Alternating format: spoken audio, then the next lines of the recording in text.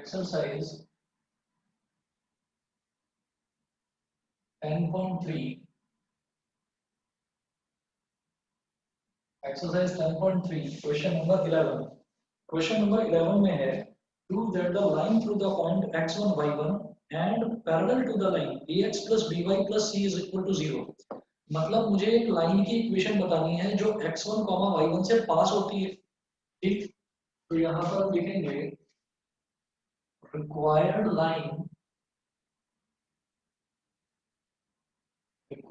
line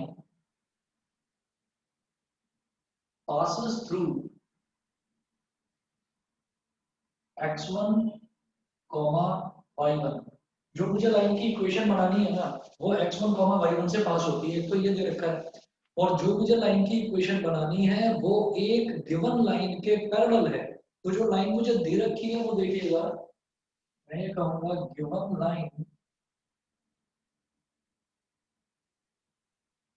given line जो हमको दे रखी है वो है बेटा ax plus by plus capital C। Capital ax plus by plus capital C is equal to 0। ये लाइन मुझे दे रखी है, तो हम क्या करेंगे, इसको ना इस लाइन का स्लोप निकालेंगे। तो कैसे करेंगे, जैसे कि by है, इसको तो इधर ही रहने दो और इसको इधर ले जाइए माइनस ax माइनस c। अब y कितना हो जाएगा, minus a upon b into x plus minus c upon b। अब आप समझ गए होंगे कि ये वाली जो लाइन है इसको मैंने स्लोप इंटरसेक्ट फॉर्म में ले आया। तो compare it with y is equal to mx plus c। तो मेरा स्लोप कितना हो गया, minus a upon b।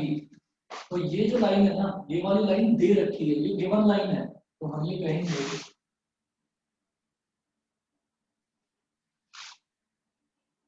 Slope of the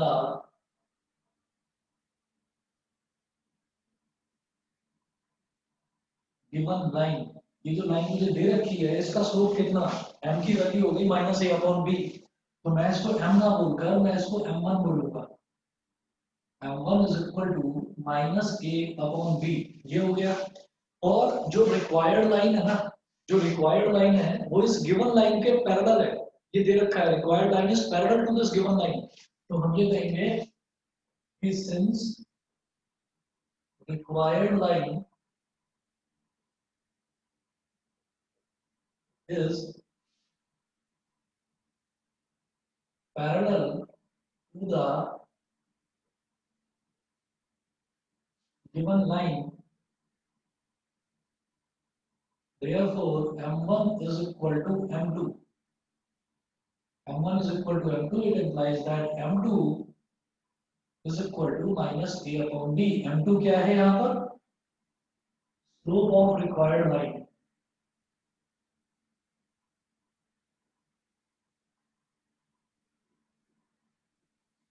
अब जो मेरी रिक्वायर्ड लाइन है, जिस लाइन की मुझे इक्वेशन बतानी है, जिस लाइन की मुझे इक्वेशन बतानी है उसका मेरे पास स्लोप भी आ गया minus a upon B.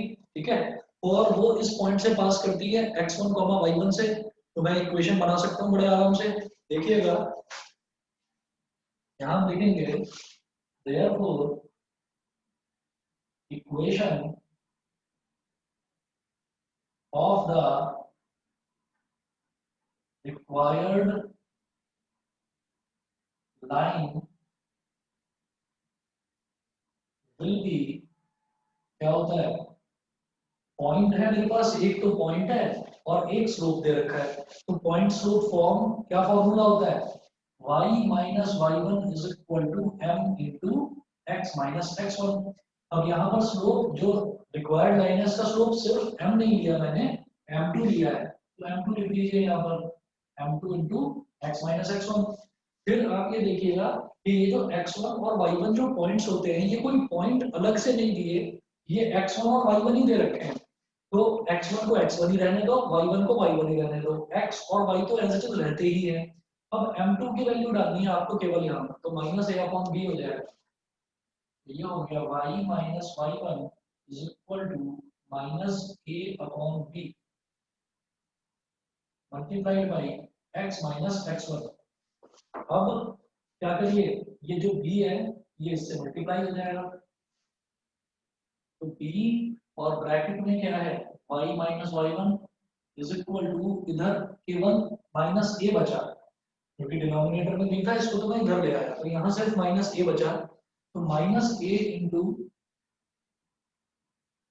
x minus x1। अब इस वाले को आप इस तरफ ले आओ लेफ्ट हैंड साइड, तो ये हो जाएगा a into x minus x1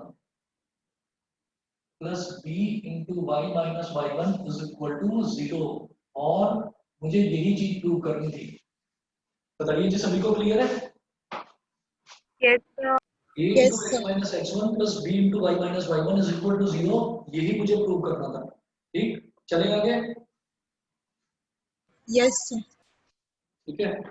अच्छा, अब इसके बाद क्वेश्चन नंबर 12 है।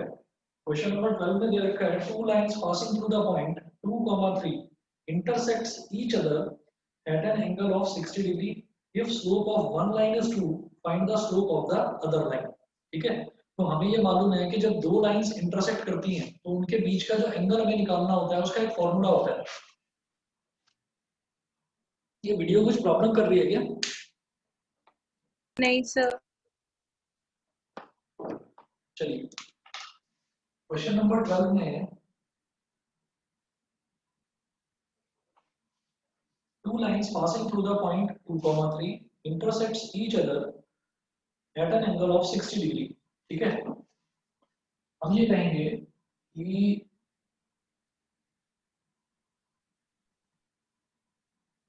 एक लाइन तो ये हो गई, इसको बोल दीजिए ए बी। एक लाइन ये हो गई, इसको बोल दीजिए सी डी। दो लाइंस हो गई ए बी और सी डी। तो two lines passing through the point 2, 3, दोनों लाइंस हैं, दोनों लाइंस 2, 3 से पास कर रही हैं। एक मिनट वेट करिए, बस एक मिनट वेट करिए। अब देखिएगा, इन्होंने दिया है कि जो दो लाइंस है ना, two lines are passing through the point 2, 3, दोनों लाइंस आपकी 2, 3 से पास कर रही हैं। तो जब दोनों ही लाइन 2, 3 से पास कर रही है तो मैं कोई ऐसा पॉइंट लूंगा जो दोनों लाइंस को सेटिस्फाई करे, तो यानी कि ये पॉइंट ऑफ इंटरसेक्शन ले लूंगा मैं। तो ये वाला पॉइंट ऑफ इंटरसेक्शन इन्होंने ले लिया 2, 3, तो ये पॉइंट जो है ये दोनों लाइंस को सेटिस्फाई करेगा। अब ये करने के बाद में नेक्स्ट देखिएगा, इन्होंने ये दे रखा है कि intersects each other at an angle of 60 degree. तो ये वाली लाइन AB और ये वाली लाइन CD, ये एक दूसरे को इंटरसेक्ट करते हैं 60 डिग्री पर। आपकी मर्जी है, चाहे तो इन दोनों के बीच का ये वाला एंगल 60 डिग्री मान लो, चाहे ये मान लो, आपकी मर्जी है। अगर ये 60 डिग्री मानोगे तो ये 120 डिग्री हो जाएगा लीनियर पेयर, और अगर ये आप 60 डिग्री मानेंगे तो ये वाला 120 डिग्री हो जाएगा। तो कुल मिलाकर ये है कि दो लाइंस के बीच का एंगल मुझे 60 डिग्री दे रखा है। पहली चीज तो ये होगी। If the slope of one line is 2, तो हम ये करेंगे कि ये जो ए बी लाइन है ना, इसके स्लोप को हम मान लेंगे 2, m1 इज इक्वल टू 2। तो ये जो लाइन सी डी है, इसका स्लोप कितना होगा ये मुझे नहीं पता, ये मुझे कैलकुलेट करना पड़ेगा। तो मुझे क्या दे रखा है यहाँ पर, मुझे यहाँ पर एक लाइन का स्लोप दे रखा है और दूसरी लाइन का स्लोप नहीं दे रखा। और फाइनली ये बोल रहे हैं कि two lines passing through the point 2, 3 intersects each other at an angle of 60 degree. Let the two lines be, let the two intersecting lines be AB and CD as shown। ठीक है, अच्छा, slope of AB, AB का जो slope है वो मैंने m1 मान लिया is equal to m1 is equal to 2। ये गिवन है बेटा कि एक लाइन का स्लोप 2 है, ये मेरे को दे रखा है। उसके बाद मैं ये कहूंगा slope of CD, slope of CD, CD का स्लोप m2, ये मुझे कैलकुलेट करना है। दोनों के बीच का जो एंगल होता है उसको हम थीटा बोलते हैं, तो थीटा गिवन है कितना है 60 डिग्री। ठीक है, अब मैं जब दो लाइंस होती हैं तो दो लाइंस के बीच में जब कोई एंगल बनता है तो उसका एक फॉर्मूला होता है। समझ फॉर्मूला बताओगे? दो लाइंस के बीच में जो कोई एंगल बनता है तो उसका फॉर्मूला क्या होता है?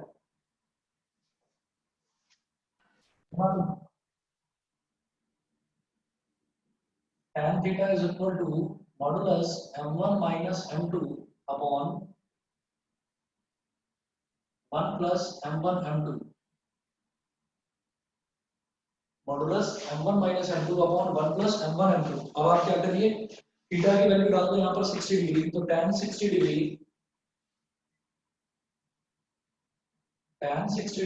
इज इक्वल टू m1 की वैल्यू कितनी है 2, 2 minus m2 upon 1 plus m1 m2 मतलब 2 इंटू m2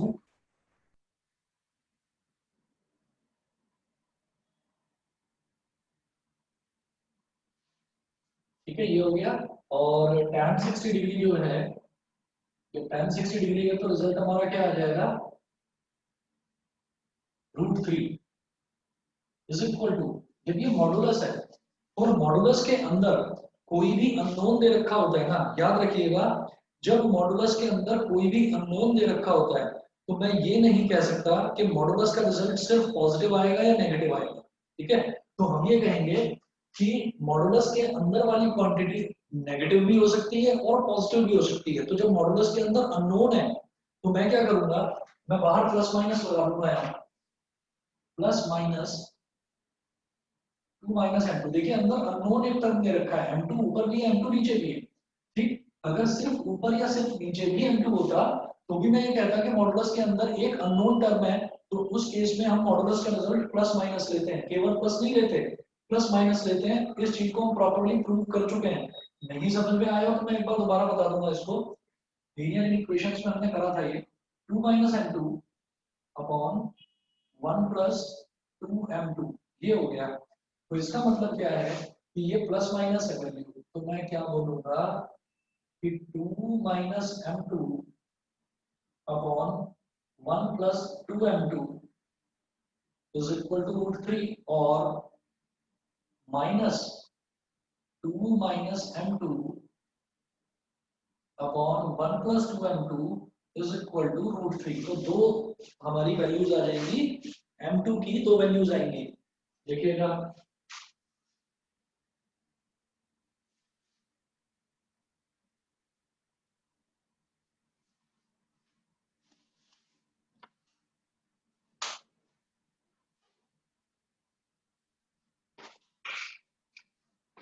पहले वो वाला लेकर चलेंगे, इसको इधर मल्टीप्लाई कर दीजिए, तो 2 minus m2 is equal to √3 into 1 plus 2m2, √3 into 1 plus 2m2। ठीक है, अच्छा, और दूसरा, और minus of 2 minus m2 is equal to, ये इधर चला जाएगा, √3 into 1 plus 2m2। अब इसमें सॉल्व करिएगा, ये हो गया, ऊपर वाला हो गया 2 minus m2 is equal to √3 into 1 क्या हो गया, √3 प्लस 2 √3 m2, और नीचे वाला देखिए, -2 minus minus plus m2 is equal to √3 plus 2 √3 m2। Next, ये जो हमारे पास ये वाला टर्म है m2 वाला, इसको लेफ्ट हैंड साइड में ले आओ, तो ये हो गया -m2 minus 2 √3 m2 is equal to √3 minus 2। दिखाई दे रहा है सभी को? Yes, sir. ठीक है, Yes, sir. -m2 minus 2 √3 m2 is equal to √3 minus 2, और ये दूसरे वाला m2, और ये 2 √3 m2 प्लस का है, इसको इधर ले आएंगे तो माइनस हो जाएगा, -2 √3 m2 is equal to √3 plus 2, ये -2 इधर जाकर +2 हो जाएगा। आगे करते हैं, यहां से m2 ले लिया कॉमन, जो फर्स्ट वाला केस है इसमें से m2 कॉमन ले लिया, तो ब्रैकेट में मेरे पास बचेगा -1 -2√3 इज इक्वल टू √3 -2, इतना हो गया। और दूसरा केस, यहां से अगर m2 कॉमन लिया तो ब्रैकेट में बचेगा 1 -2√3 इज इक्वल टू √3 +2, ये हो गया। तो फर्स्ट केस में मेरा m2 कितना आ जाएगा, √3 -2 अपॉन ब्रैकेट में -1 -2√3। तो फर्स्ट केस में मेरा m2 ये आ गया, और दूसरे केस में m2 की वैल्यू आ जाएगी √3 +2 अपॉन 1 -2√3 अपॉन 1 -2√3। बताइए यहां तक सभी को क्लियर है? तो आगे चलें। Yes sir. प्रियांशी क्लियर है?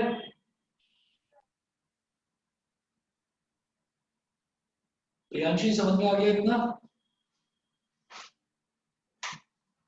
Yes, sir. ठीक है, समक्ष क्लियर है? Yes sir. ठीक है जी। तो मैं यहां से करता हूं नेक्स्ट, देखिएगा अब मेरे पास m2 जो है वो 2 आ गए। तो आप ये देखिएगा, इन्होंने मेरे से पूछा गया है क्वेश्चन नंबर 12 में, find the equation of the other line. तो मुझे ये जो लाइन ए बी है ना, इसका स्लोप तो 2 दे रखा है, लेकिन जो दूसरी वाली लाइन है, दूसरी वाली लाइन क्या है, सीडी। सीडी का स्लोप मेरे पास 2 केसेस अलग अलग आ गए, एक तो ये हो सकता है स्लोप और एक ये हो सकता है स्लोप। तो वो अदर लाइन यानी कि वो सीडी का आपसे इक्वेशन पूछ रहे हैं, सिर्फ स्लोप नहीं पूछ रहे, इक्वेशन पूछ रहे हैं। तो मैं कहूंगा इक्वेशन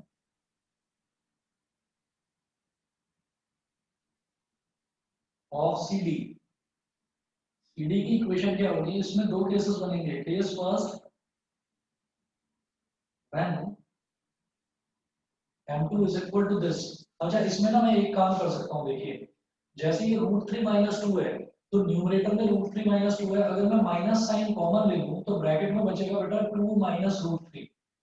ऐसा मैं क्यों कर रहा हूँ, डिनोमिनेटर में दोनों टर्म्स माइनस वाले हैं, तो माइनस कॉमन ले लीजिए यहां से भी, तो ये बच जाएगा 1 + 2√3, डिनोमिनेटर में हो जाएगा 1 + 2√3। अभी माइनस से माइनस काट दिया, तो वो जो माइनस माइनस काफी दिखाई दे रहा था, उससे वो कट गया हमारा ऊपर नीचे।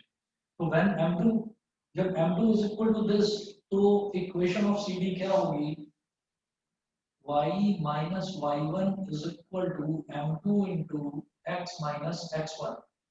ठीक है, अब पॉइंट क्या दे रखा है बेटा, पॉइंट दे रखा है 2, 3, यानी कि x1 की वैल्यू 2, y1 की वैल्यू 3। तो y - 3 is equal to m2 क्या है, ये 2 - √3 upon 1 + 2√3 multiplied by x - x1 की वैल्यू क्या है, 2। ठीक है, तो 1 + 2√3 को इधर ले आइए, ये इधर मल्टीप्लाई हो जाएगा।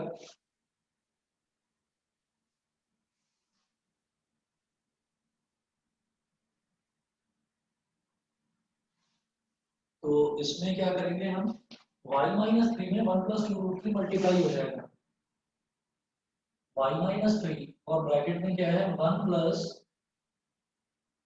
2√3 is equal to 2 - √3, 2 - √3 multiplied by x - 2।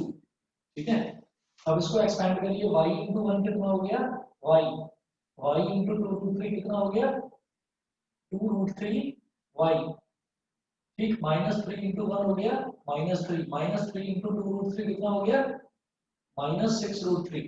फिर इसको एक्सपेंड करो, 2 × x हो गया 2x, 2 × -2 हो गया -4, फिर ये हो गया -√3x, और -√3 × -2 ये हो गया 2√3, वो भी प्लस का। फिर क्या करिए, हम जितना भी x y वाली जो भी टर्म्स है, सारी की सारी टर्म्स को लेफ्ट हैंड साइड में ले आओ।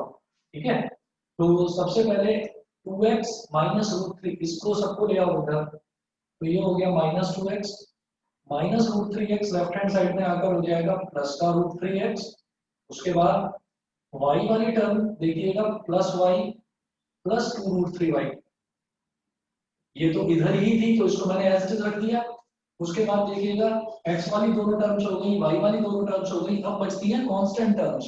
तो कांस्टेंट टर्म्स है जो इधर वाली टर्म्स है, पहले इनको ही लिखिए, minus three minus six root three, फिर राइट हैंड साइड में जो कांस्टेंट टर्म्स थी ये माइनस फोर, ये इधर आकर क्या हो जाएगा प्लस फोर, और प्लस का टू रूट थ्री इधर आकर हो जाएगा माइनस का two root three, and it is equal to zero.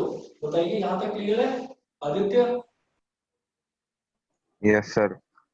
ठीक है, चलिए जी अब देखते हैं minus two x plus root three, यहां से आप क्या करो x ले लो कॉमन, तो ये हो जाएगा मेरे पास रूट थ्री माइनस टू, और यहाँ लिखिए x, ठीक, प्लस इन दोनों में से y कॉमन लेकर बाद में लिखेंगे, क्या हो जाएगा one plus two root three Y.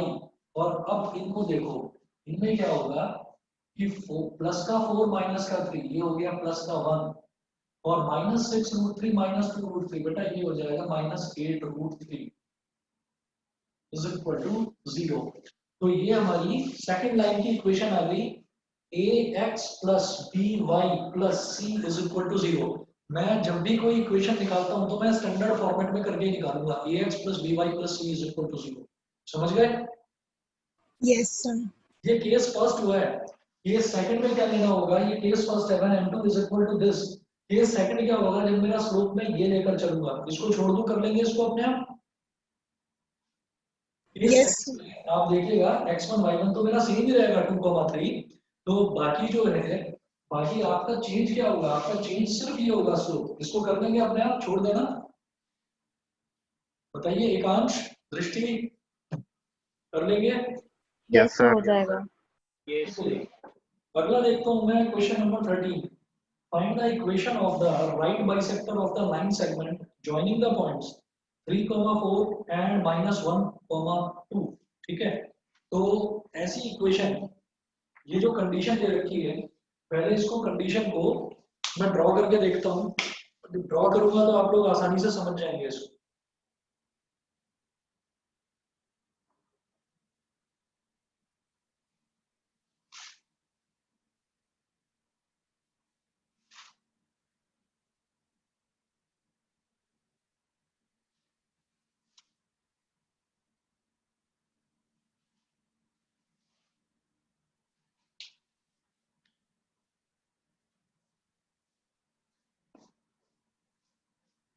देखिए क्वेश्चन नंबर 13 में है, find the equation of the right bisector of the line segment joining the points 3, 4 and -1, 2।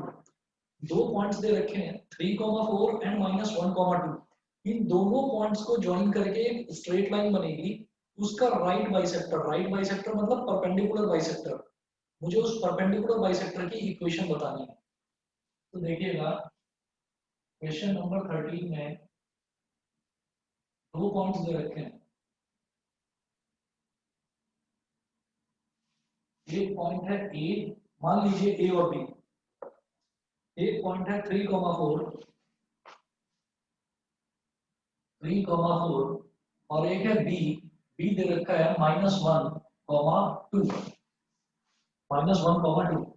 मुझे राइट बाइसेक्टर निकालना है, राइट बाइसेक्टर मतलब परपेंडिकुलर बाइसेक्टर। तो परपेंडिकुलर बाइसेक्टर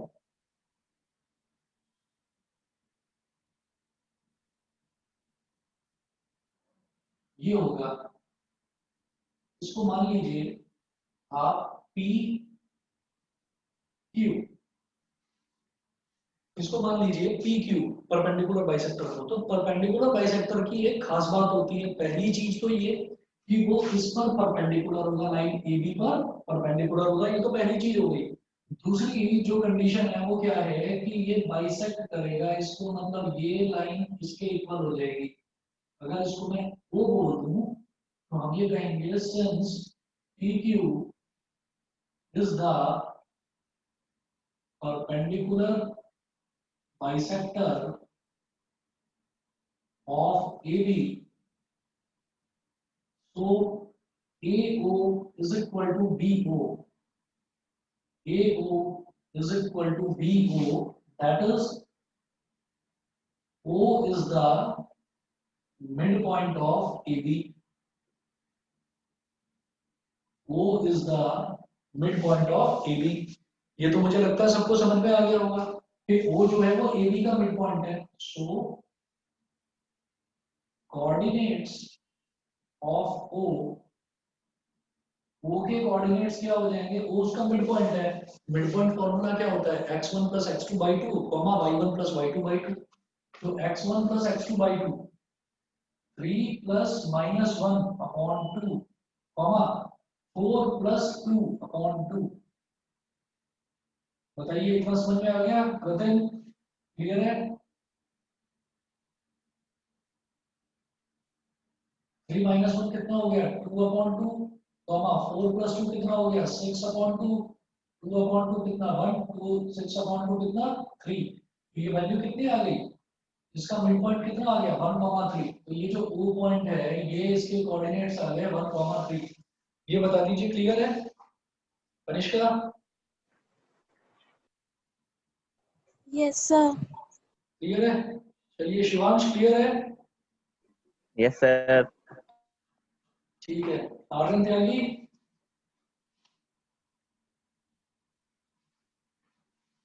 कृतिक Yes, sir. ठीक है.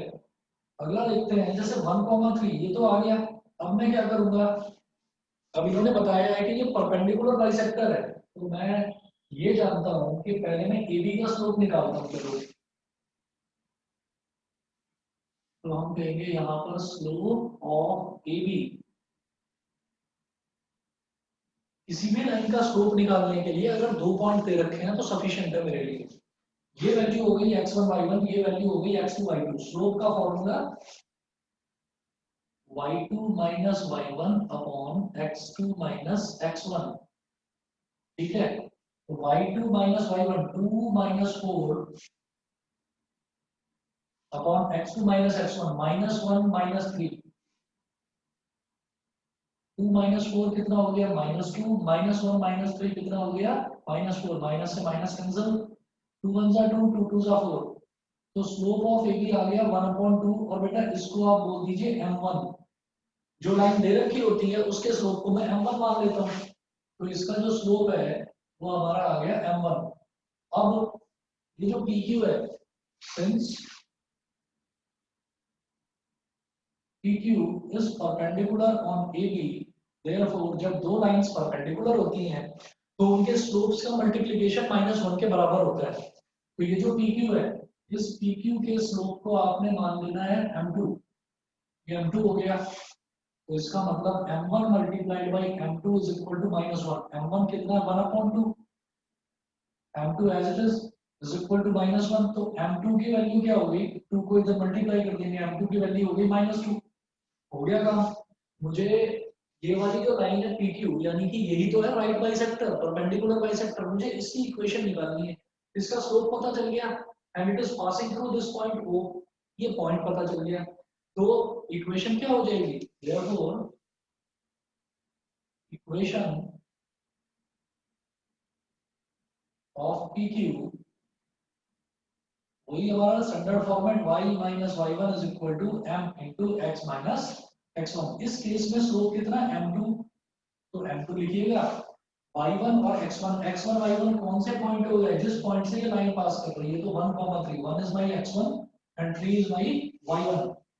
तो ये हो गया y minus 3 is equal to m2 कितना है? -2 multiplied by x minus x1. तो x minus x1 कितना है? 1. y minus 3 is equal to -2x. -2 into -1 कितना हो गया? +2. सब कुछ लेफ्ट हैंड साइड में ले आइए जैसा कि हम करते हैं. सब कुछ लेफ्ट हैंड साइड में ले आओ. तो ये क्या हो जाएगा देखिए जरा.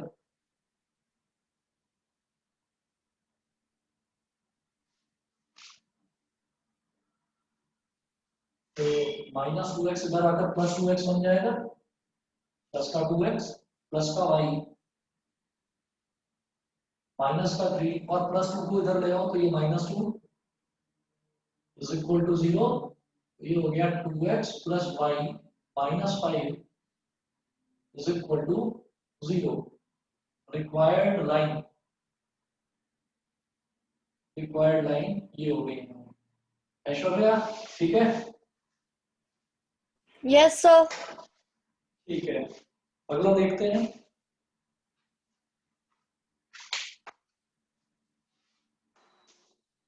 एक मिनट रुकिए बस।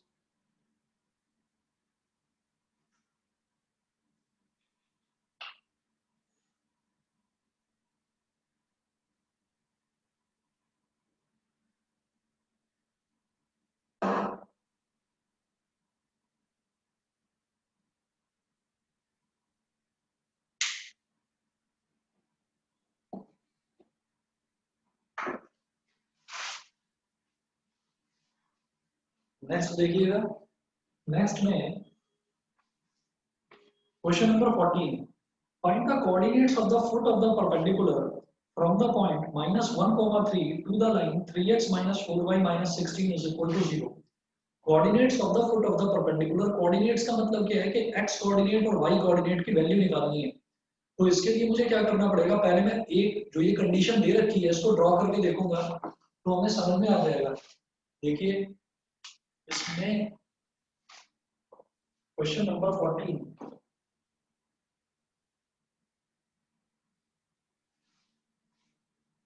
find the coordinates of the foot of the perpendicular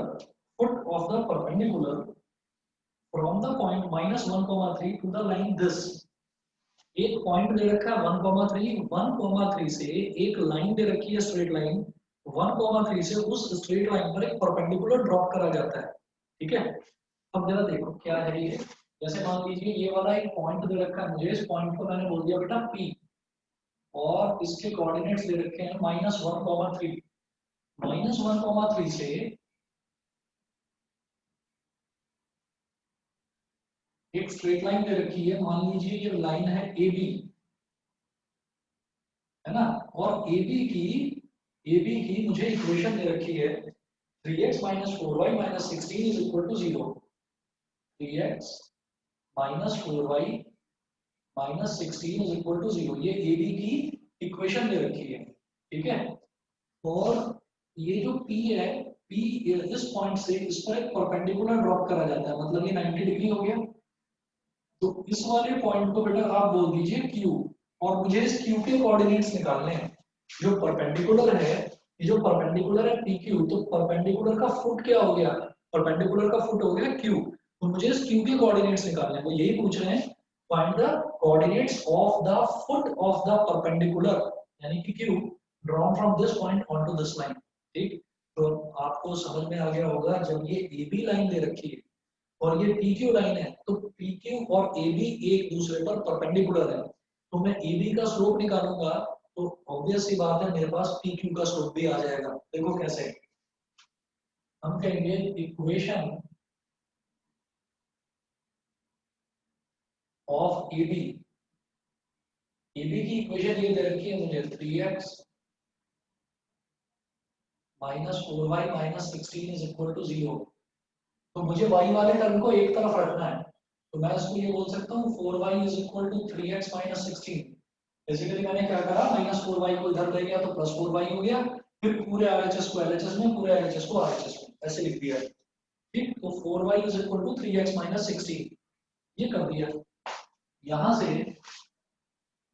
अब y को अकेला रखना है, तो y का कोफिशिएंट क्या 4, तो उसको ले जाओ राइट हैंड साइड में।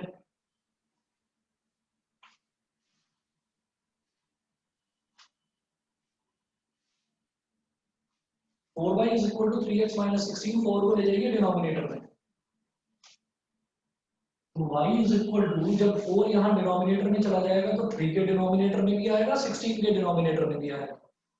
तो बेटा ये हो गया 3/4 into x plus -16/3, y is equal to mx plus c। मैं इस फॉर्म में ले आया इसको, it implies that m1 is equal to 3/4, मतलब क्या है ये, स्लोप ऑफ AB। और फिर हम कहेंगे since AB is perpendicular to PQ, दोनों के दोनों परपेंडिकुलर है। तो उन दोनों के जब दो लाइंस परपेंडिकुलर होती हैं तो उनके स्लोप्स का मल्टीप्लिकेशन -1 के बराबर होता है। तो m1 into m2 is equal to -1 हो जाएगा।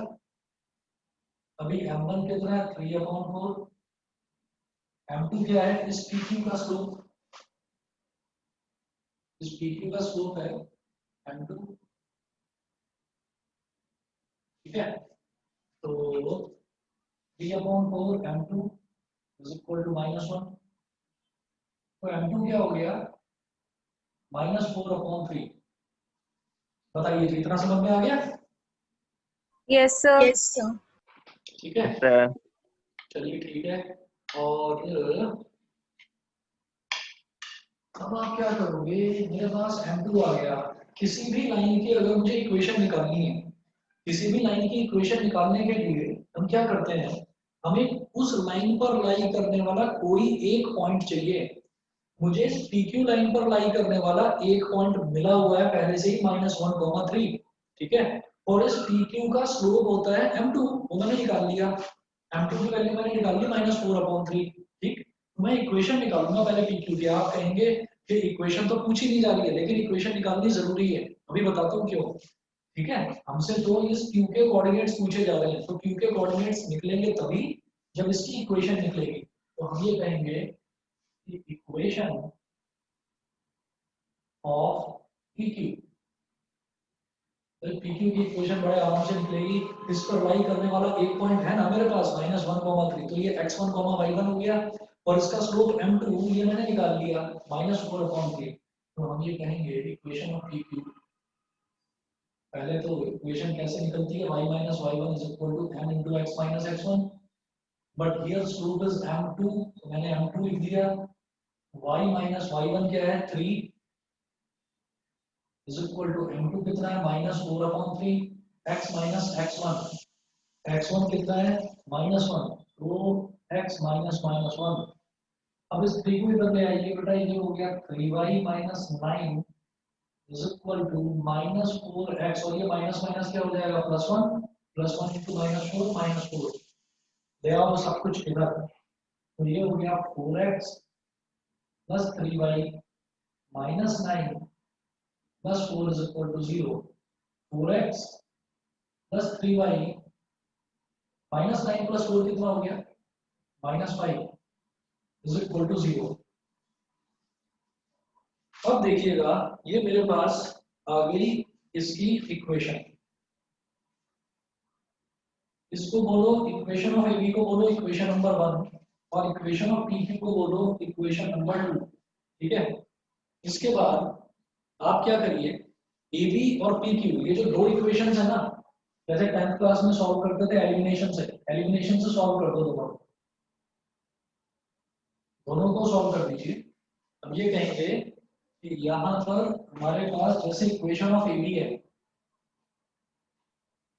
इक्वेशन ऑफ AB बेटा कितना है 3x - 4y - 16 is equal to 0। इस -16 को इधर ले जाओ, ये आ गया 3x - 4y is equal to 16, ठीक है। इसी तरह से PQ की इक्वेशन ऑफ PQ की इक्वेशन क्या है 4x + 3y - 5 is equal to 0। -5 को उधर ले जाओ, 4x + 3y is equal to 5, ठीक है। इन दोनों को सॉल्व करना है साइमल्टेनियसली। आप किसको एलिमिनेट करना चाहेंगे, मैं सोचता हूँ कि ये माइनस का दे रखा है या प्लस का दे रखा है, तो इन दोनों को सिंपली ऐड करना होगा। लेकिन ये -4 है, ये 3 है, तो इसको मल्टीप्लाई कर दो ऊपर वाले को 3 से, और इसको नीचे वाले को मल्टीप्लाई कर दो 4 से। तो कितना हो जाएगा 3 3 सा 9x, 3 4 सा 12, y वो भी माइनस का, और 3 into 16 कितना हो गया 48, फिर 4 4 सा 16x, 4 3 सा 12y, और 4 5 सा 20, दोनों को ऐड कर दो। एडिंग ऐड क्यों कर रहा हूँ, क्योंकि मुझे दिखाई दे रहा है -12 और +12 है, दोनों कट जाएंगे, तो ये तो कट गए। 9x + 16x कितना हो गया 25x, और 48 + 20 ये कितना हो जाएगा ये हो जाएगा 68। तो x की वैल्यू आ गई 68/25 और ये शायद किसी से डिवाइड नहीं होता, ये डिवाइड नहीं होता है। x की value 68/25। Put this value in any equation. जो ऊपर हमारे पास दो इक्वेशंस हैं इनमें से किसी भी एक इक्वेशन में ये वैल्यू आप डाल दीजिए। तो x की वैल्यू 68/25, चलिए मैंने यहाँ पर डाल दिया 3x - 4y = 16। तो 3 into 68/25 minus 4y = 16। बेटा ये हो गया 4y = 3 8 24 3 6 18 और 2 2205/25 minus 16। ठीक है 4y और हाँ यहाँ से एक काम मैं कर सकता हूँ फिर 204 और 16 ये दोनों ही एक तरह से 16 को मैं क्या बोल सकता हूँ बेटा 16/1 है ना। तो यहाँ से मैं 4 कॉमन ले सकता हूँ। देखिए मैंने 4 कॉमन ले लिया तो यहाँ क्या बचेगा 4 5 20 एंड 4 1 4 51/25 और -4 4 16 -4/1 ये बचेगा। ऐसा करके मुझे क्या फायदा होगा कि इस 4 से ये 4 कैंसिल आउट हो गया। अब इधर जो भी वैल्यू आएगी वो y की ही वैल्यू होगी। तो y = 51 माइनस एलसीएम लेंगे 25 तो 125 का 25 4 का 100।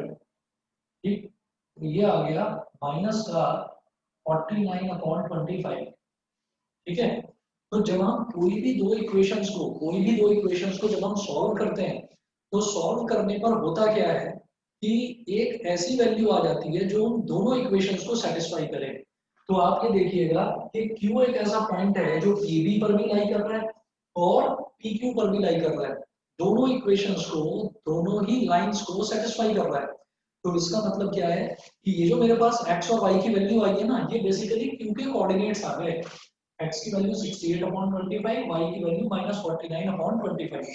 बताइए मेरी बात समझ में आ गई सभी को? Yes, sir. Yes, sir. प्रत्येक क्लियर है? Yes, sir. Yes, sir. Kanishka Yes, sir. Clear है? मान्या थोड़ा बहुत क्लियर है? Yes, sir. ठीक है अब जरा देखते हैं मैं इसको यहाँ से ये मिटा रहा हूँ। तो हम ये कहेंगे जो ये परपेंडिकुलर था हमारा। अच्छा आंसर एक बार चेक करना, आंसर ठीक है?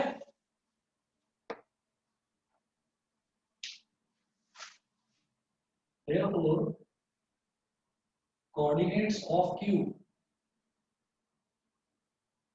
के कोऑर्डिनेट्स क्या हो गए x की वैल्यू 68/25 और ये -49/25। बेटा पीछे आंसर देखा किसी ने? यही है।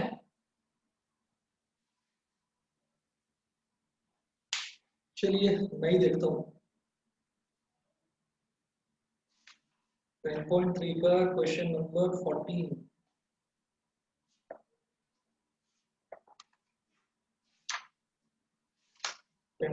का क्वेश्चन नंबर 14 का आंसर हाँ यही है। चलिए इसके बाद देखिएगा question number 15। The perpendicular from the origin to the line y = mx + c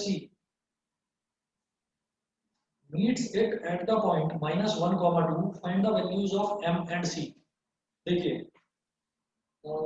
हाँ perpendicular from the origin to the line, जब ओरिजिन से किसी लाइन पर परपेंडिकुलर डाला जाता है तो हमारा जो इक्वेशन बनती है वो कुछ ऐसी बन जाती है जैसे नॉर्मल फॉर्म था ना। नॉर्मल फॉर्म में हम परपेंडिकुलर मतलब सॉरी ओरिजिन से लाइन के ऊपर एक परपेंडिकुलर ड्रॉप करते थे। देखो मैं बनाकर दिखाता हूँ और आप लोग समझ जाएंगे। ये क्वेश्चन नंबर 15 में जैसे इधर है y एक्सिस और इधर है x एक्सिस। x एक्सिस और y एक्सिस को दोनों को टच कर रही है एक लाइन ऐसी। ठीक है अब ये ओरिजिन है। ओरिजिन से ये जहां पर y एक्सिस पर ये लाइन काटती है ना तो ये वाला जो डिस्टेंस होता है बेटा इसको बोलते हैं वाई इंटरसेप्ट, और ये इसको सी बोलते हैं कब, जब लाइन की इक्वेशन दे रखी होती है स्लोप इंटरसेप्ट फॉर्म में। यानी कि जब लाइन की इक्वेशन दे रखी होती है, ये जो इस वाली लाइन की इक्वेशन दे रखी है मुझे क्या, y is equal to mx plus c, तो स्लोप इंटरसेप्ट फॉर्म, इंटरसेप्ट का मतलब ये वाला इंटरसेप्ट होता है बेटा, y इंटरसेप्ट होता है इस फॉर्मेट में, ये y इंटरसेप्ट होता है, y इंटरसेप्ट को यहाँ पर c बोलते हैं हम। हाँ, जब intercept form of a line होती है, ये कौन सी लाइन है, ये है slope intercept form. Slope intercept form होती है y is equal to mx plus c, तो इसमें c होता है y इंटरसेप्ट। जब intercept form of a line होती है तो वो होता है x upon a plus y upon b is equal to 1। तो वहां पर x के नीचे लिखा होता है a, उसको बोलते हैं x इंटरसेप्ट, y के नीचे लिखा होता है b, उसको बोलते हैं y इंटरसेप्ट। लेकिन इस फॉर्म में y इंटरसेप्ट को c बोलते हैं। ठीक, तो ये वाली लेंथ हो गई हमारी c। y इंटरसेप्ट क्या होता है, एक लाइन y एक्सिस को जहां पर काटती है, उस पॉइंट से लेकर, जो पॉइंट ऑफ इंटरसेक्शन है, उस पॉइंट से लेकर ओरिजिन तक की जो लेंथ होती है उसको y इंटरसेप्ट बोल देते हैं। अब देखिएगा इन्होंने क्या कहा मेरे से, the perpendicular from the origin to the line this, origin से इस लाइन पर परपेंडिकुलर ड्रॉप करो, ये हो गया परपेंडिकुलर, है ना, meets it at the point -1,2, ये इसको इस पॉइंट पर मीट करता है -1,2 पर, ये O है, और इस पॉइंट को बोल दीजिए बेटा P, और इस पॉइंट को बोल दीजिए A, और इस पॉइंट को बोल दीजिए B। अब ये क्या कह रहे हैं कि find the value of M and C। आप M की आप M की और C की वैल्यू बताइए। M की और C की वैल्यू ये किस तरह से बताई जाएगी, ठीक है, देखो जब मेरे पास ये लाइन है ना AB, ये AB लाइन हमारे पास आ गई, और इसमें y is equal to mx plus c, और ये लाइन पास कर रही है यहाँ से -1,2 से, यहाँ से पास कर रही है ये लाइन। तो अब मैं इसमें क्या करूंगा, दो चीजें करी जा सकती हैं। देखो क्या करते हैं, सबसे पहले मैं ये देखूंगा कि ये जो OP है ना, OP, मैं OP का स्लोप निकाल देता हूँ। तो O इज ओरिजिन, तो ओरिजिन के कोऑर्डिनेट्स क्या हो गए 0,0, एंड P के कोऑर्डिनेट्स दे रखे हैं -1,2। तो ये लाइन OP है। जो लाइन OP है, OP में दो मेरे को अलग अलग कोऑर्डिनेट्स दे रखे हैं, O के कोऑर्डिनेट्स पता है, P के कोऑर्डिनेट्स पता है, बड़े आराम से स्लोप निकाल लेंगे। ये क्या हो गया x1 y1, ये क्या हो गया x2 y2। तो slope of OP, slope of OP is equal to y2 minus y1 upon x2 minus x1। ठीक है, स्लोप ऑफ OP को बेटा आप बोल दीजिए m1।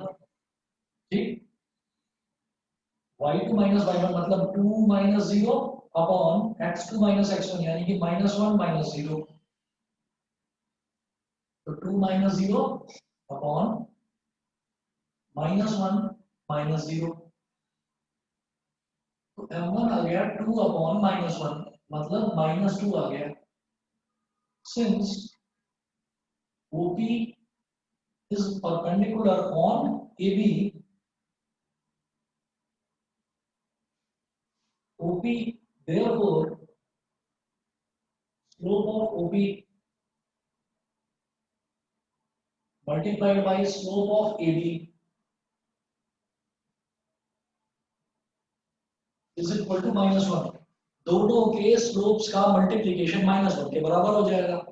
अब आप देखिएगा कि ये जो है y is equal to mx plus c, तो m क्या होता है यहाँ पर, स्लोप होता है बेटा। तो इसका मतलब मुझे AB का स्लोप क्या दे रखा है m, और OP का स्लोप मैं निकाल चुका हूँ -2। तो स्लोप ऑफ OP क्या हो गया -2 multiplied by slope of AB। AB का slope, this is slope intercept form, तो जो x के साथ टर्म मल्टीप्लाई होती है वही स्लोप होता है। तो -2 into m is equal to -1 से -1 कैंसिल आउट हो गया, m की वैल्यू आ गई 1/2। ये m की वैल्यू 1/2 आ गई, पहली चीज तो ये होगी। उसके बाद हम क्या करेंगे, अगला इन्होंने पूछा था कि आप c की वैल्यू बताइए। तो चलिए हम ये कहेंगे since line AB is passing through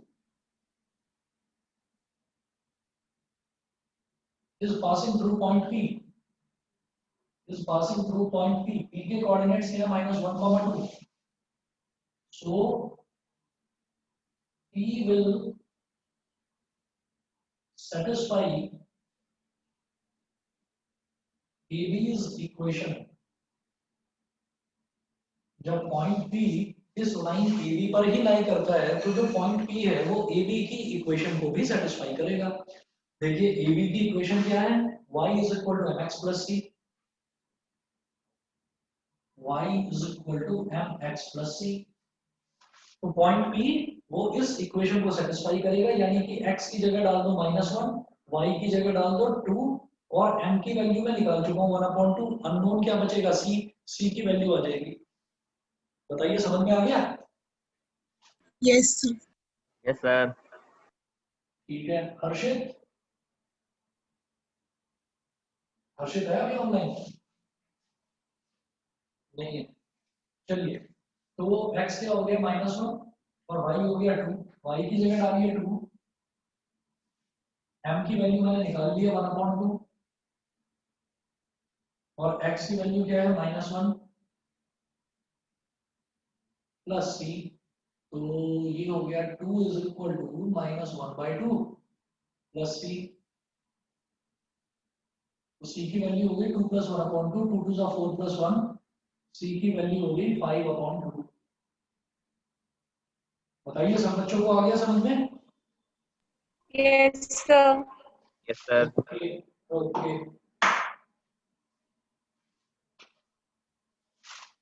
चलिए जी, ये था हमारा क्वेश्चन नंबर 15।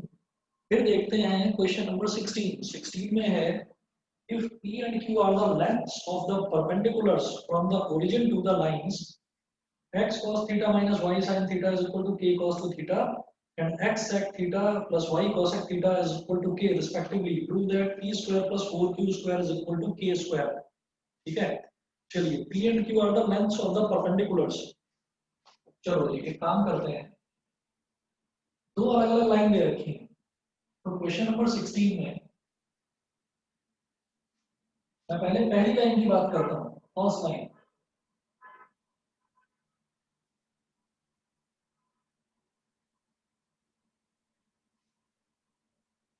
ये y एक्सिस, ये x एक्सिस, ये लाइन है, ये ओरिजिन है। ओरिजिन से मैंने एक परपेंडिकुलर ड्रॉप कर दिया, ओरिजिन से एक परपेंडिकुलर ड्रॉप कर दिया। If P and Q are the lengths of the perpendiculars from the origin to the lines, x cos theta minus y sin theta is equal to k cos to theta। तो ये वाली जो line दे रखी है, ये जो line है इसको मैं यहां लिख रहा हूं, ये दे रखा है मुझे x cos theta minus y sin theta is equal to k cos two theta, k cos two theta. और इसकी जो लेंथ ऑफ परपेंडिकुलर है ये दे रखा है मुझे p, length of perpendicular p दे रखा है। ठीक है, अच्छा अब हमें ये मालूम है कि जब नॉर्मल फॉर्म दे रखी होती है, तो नॉर्मल फॉर्म में p क्या होता है, p होता है plus minus c upon under root A square plus B square. हम ये कहेंगे, इस इक्वेशन को देखते हैं जरा, इक्वेशन ऑफ इस पॉइंट को बोल दीजिए बेटा a, इस पॉइंट को बोल दीजिए b, तो ये लाइन हो गई ab। इक्वेशन ऑफ ab क्या हो जाएगा, जो दे रखा है हमें x cos theta, x cos theta plus minus y, या इसको ऐसे लिखो आप, एक्स कॉस थीटा को बेटा ऐसे लिखिए, कॉस थीटा ब्रैकेट में डालो multiplied by x plus sine theta bracket में डालो, बल्कि माइनस साइन थीटा डालो ब्रैकेट में, माइनस साइन थीटा और फिर वाई, तो ये हो गया ए एक्स प्लस बी वाई, और फिर ए कॉस टू थीटा को इधर ले आएंगे तो ये हो जाएगा plus minus a cos two theta is equal to 0। ठीक है, इतना हो गया। ये मैंने ऐसा क्यों लिखा है कि मैं इसको कंपेयर करूंगा किससे, A X plus B Y plus C is equal to 0, मैं इससे कंपेयर करूंगा। तो ए की वैल्यू बेटा cos थीटा, बी की वैल्यू माइनस साइन थीटा, और कैपिटल सी की वैल्यू माइनस ए cos 2 थीटा। ठीक, तो देखिएगा जरा कि ये हमारा P हो गया length of perpendicular.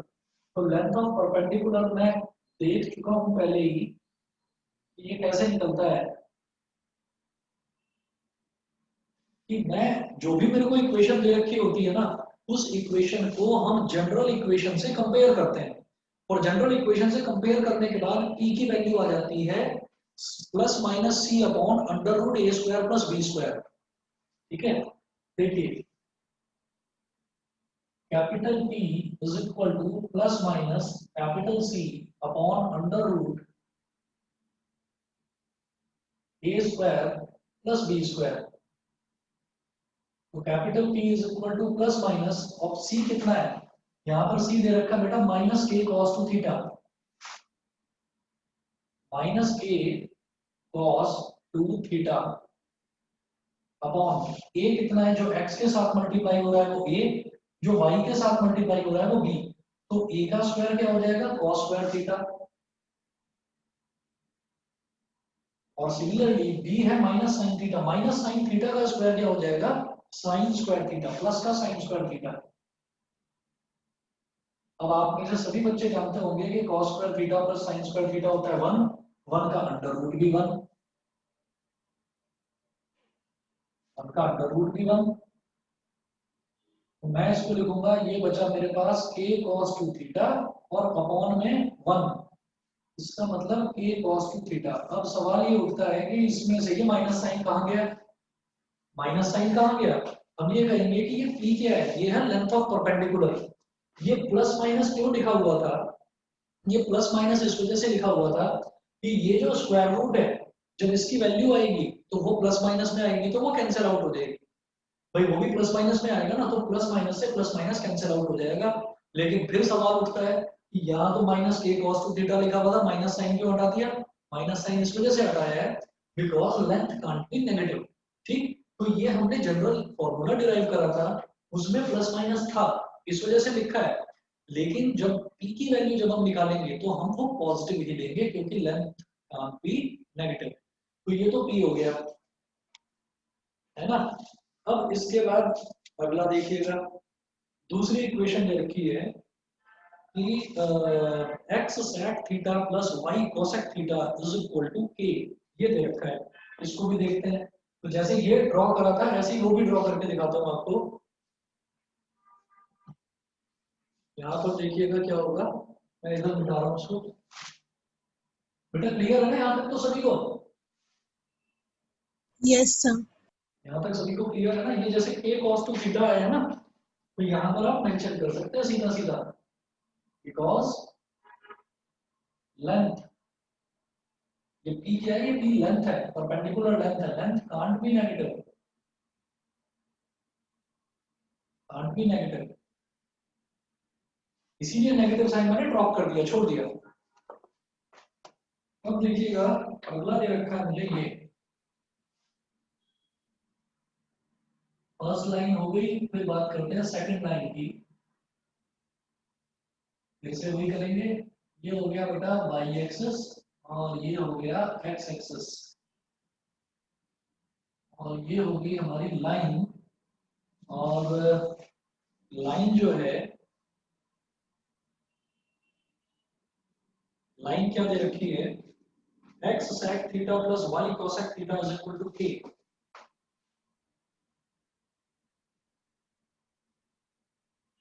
x sec theta plus y cosec theta is equal to k. ठीक है, और लेंथ ऑफ परपेंडिकुलर गिवन है q. q is the length of perpendicular. तो आप इसको लिखो पहले कायदे से, ये हो जाएगा sec theta into x plus cosec theta into y, और ये इज इक्वल टू k है, तो आप इसको इधर ले आओ, plus minus k is equal to 0. बताइए जी, यहाँ तक क्लियर है सभी को? Yes, sir. Yes, sir. ठीक है, इज इक्वल टू 0 ये हो गया.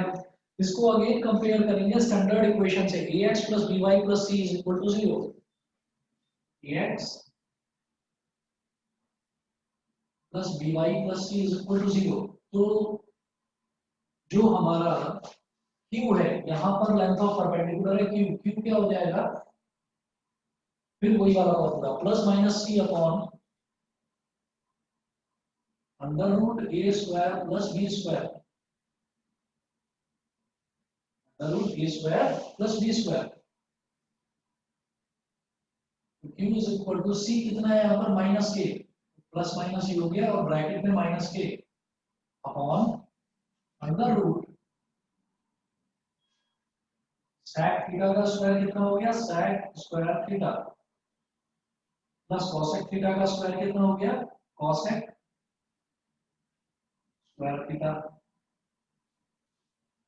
अब क्या करें, अब ये मेरे पास आ गया u is equal to plus minus ऊपर माइनस के और डिनोमिनेटर में sec square theta plus cosec square theta है. तो मैं बार बार इसको यहीं पर सॉल्व करूं, इससे बेटर क्या है कि आप इस इक्वेशन को कोई नंबर दे दीजिए. जैसे ये इक्वेशन है, तो हमने ये कह दिया कि यहाँ पर मेरे पास t की value a cos two theta आई थी, इसको मैंने इक्वेशन नंबर 1 मान दिया, और जो ये है इसको मैंने मान लिया इक्वेशन नंबर 2. और फिर मैं sec square theta plus cosec square theta को एक बार सॉल्व करके और फिर यहाँ सब्स्टिट्यूट कर दूंगा, क्योंकि बार बार इस चीज को लेकर चलना वो थोड़ा लंबा दिखाई देगा. तो आप देखिए इसमें क्या करेंगे,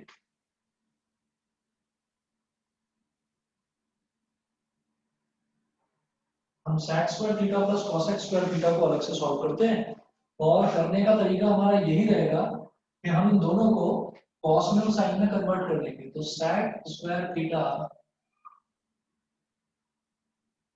plus cosec square theta, sec square theta क्या होगा, 1 upon cos square theta, cosec square theta क्या होगा, 1 अपॉन sin स्क्वायर थीटा. ठीक है, अच्छा अब दोनों का एलसीएम ले लो, तो नीचे आ जाएगा cos square theta sin square theta. cos square theta में क्या मल्टीप्लाई करेंगे, ये पूरा टर्म आ जाए, sin स्क्वायर थीटा, ये sin स्क्वायर थीटा ऊपर आ गया. sin स्क्वायर थीटा में क्या मल्टीप्लाई करेंगे, ये पूरा टर्म आ जाए, cos square theta into 1 cos square theta. sin square theta plus cos square theta क्या हो गया, 1 upon cos square theta sin square theta. ठीक है, put this value in second.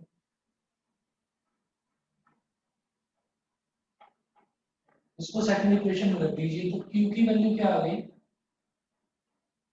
Plus minus minus k upon under root के अंदर ये value डाल दो, under root 1 upon cos square theta sin square theta. Under root a upon b क्या होता है, under root a upon under root b, या छोड़ो आप इसका स्क्वायर रूट निकालो सीधा सीधा, plus minus minus k upon 1 का स्क्वायर रूट क्या हो जाएगा, 1 cos स्क्वायर थीटा का square root cos theta, sin square theta का स्क्वायर रूट sin थीटा. अब डिनोमिनेटर का, ये डिनोमिनेटर क्या है, 1, डिनोमिनेटर का डिनोमिनेटर न्यूमरेटर में आ जाता है, ये ऊपर आ जाएगा. अब ये प्लस माइनस और माइनस ये हटा दो, क्योंकि डिस्टेंस यानी कि लेंथ कांट बी नेगेटिव, तो ये हटा दीजिए सब कुछ, तो क्यू की वैल्यू आ गई साइन थीटा कॉस थीटा और मल्टीप्लाइड बाई के, इतना आ गया। ये करने के बाद में हम एक काम करेंगे, दोनों तरफ 2 से मल्टीप्लाई कर देंगे। अब ये मैं क्यों कर रहा हूँ, ये 1 मिनट लगेगा, आप लोग अभी समझें। मल्टीप्लाई बोथ साइड्स बाई 2, तो इधर क्या हो जाएगा, ये हो जाएगा 2q is equal to 2 sine theta cos theta into k. 2 sine theta cos theta क्या होता है, साइन 2 थीटा, ये हो गया 2q is equal to 2 sine theta cos theta का फॉर्मूला होता है बेटा साइन 2 थीटा, तो के को पहले लिख लो और 2 साइन थीटा कॉस थीटा की जगह साइन 2 थीटा, इसको बोल दीजिए इक्वेशन नंबर 3। अब मेरे पास p की वैल्यू आ गई k cos 2 थीटा और 2q की वैल्यू आ गई k sin 2 थीटा। यहां तक सबको क्लियर है, तो आगे बढ़ेंगे, बताइए। Yes, sir. ठीक है, अब देखिएगा आगे क्या करना है इसमें। अब आप equation 1 p square plus 4q square ये निकालना है आपको।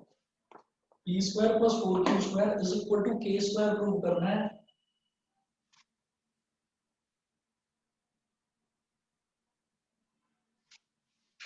तो अब देखिएगा, therefore p square plus 4q square is equal to p का होल स्क्वायर, और 4q स्क्वायर को क्या लिख सकते हैं, 2q का होल स्क्वायर।